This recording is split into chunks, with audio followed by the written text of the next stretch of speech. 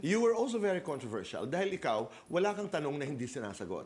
You're very open about the fact that I have 4 children. Yes. Yes, with 4 different fathers. Yes.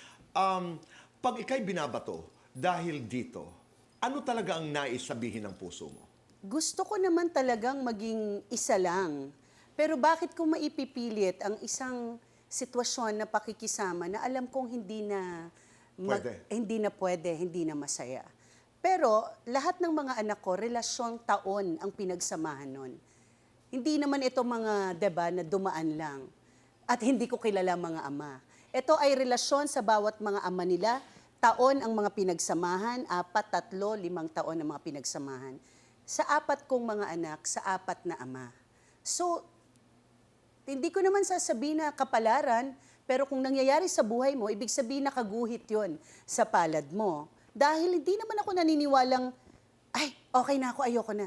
Hindi. Talagang trinabaho, sakripisyo, luha, na bakit hindi, wala na naman ang sakit ulit. Bit-bit ka na naman ng anak, hiwalay ka na naman. Diba?